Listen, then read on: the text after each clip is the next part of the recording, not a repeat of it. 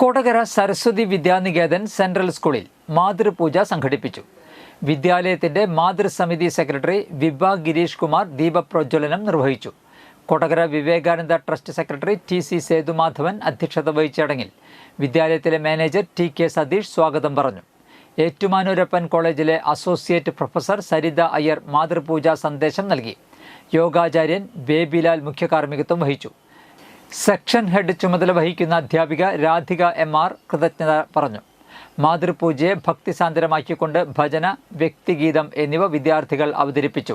ചടങ്ങിൽ മികച്ച principal award നേടിയ വിദ്യാലയത്തിന്റെ പ്രിൻസിപ്പാൾ റോഷൻ പി. നായർക്ക് മാതൃസമിതി ക്ഷേമസമിതി കമ്മിറ്റി അംഗങ്ങൾ ആദരവ് നൽകി.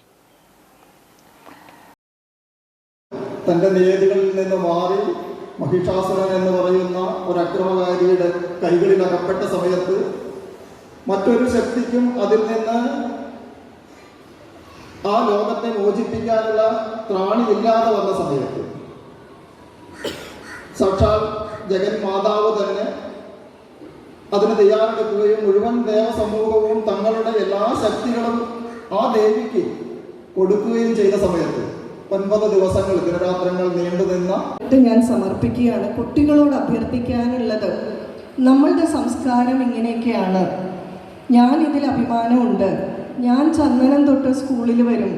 പല കുട്ടികളും അമ്പലത്തിൽ പോകുമ്പോൾ ചന്ദനം തൊടും, പക്ഷേ അത് കഴിഞ്ഞ് സ്കൂളിൽ പോകാറാകുമ്പം മായ്ക്കും. എന്തോ ഒരു മോശമായ അടയാളമാണ്.